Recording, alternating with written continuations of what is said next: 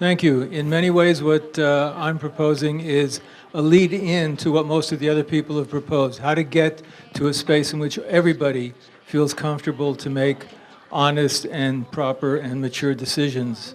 Now, I don't know if it's the best plan, but I would like to begin by sharing what I think is an essential element of realistic plan, and that is understanding and accepting why we are here, Jews and Arabs. I would think that most of the Arabs are here because they have family roots here for generations, but why are the Jews here? Is it in pursuit of riches, oil, gas, gold, iron, copper, or vast fertile fields of well-watered agricultural lands? Or did we come here to suppress, harm, and disturb the Arabs who live here? No, none of these.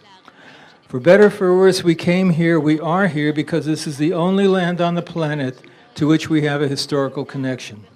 A connection we have maintained through 2 exiles over the past 2,500 years. Otherwise, we would be in Birobidzhan, which the Soviets gave us, or in the Pampas in Argentina, which Baron de Hirsch bought for us, or in Uganda, which the British offered us. I think I agree with Gershon Baskin's basic ideas that we need to have a secure 2-state solution before we can go on to anything else. Everybody has to feel good where they are and feel secure. So now my best plan, the best plan I can think of so far. I call it a road to conciliation, not the road, because I think there's more than one way. The word road indicates that I'm talking about a process, not a single grand historical event.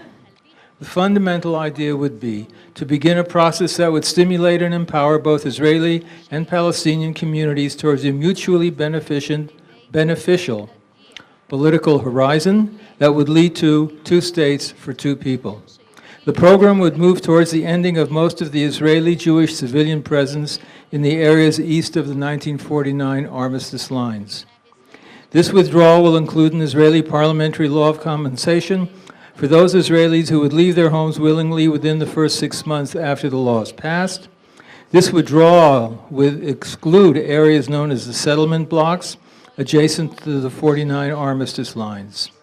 Those who voluntarily evacuate would be offered extra compensation for relocating within the settlement blocks and/or the Negev and Galil as a proposal that would add incentive to their voluntary relocation.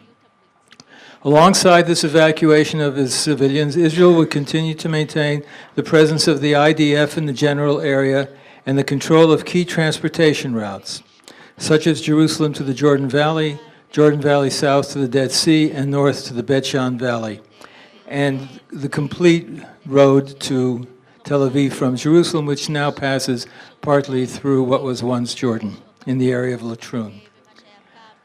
Accompanying security efforts to ease the tensions in the Judea, now by taking the civilians out, we would be easing tensions within the Judea-Samaria area, and those could contribute to a less threatened, less hostile, more relaxed, normalized, peaceful Palestinian community.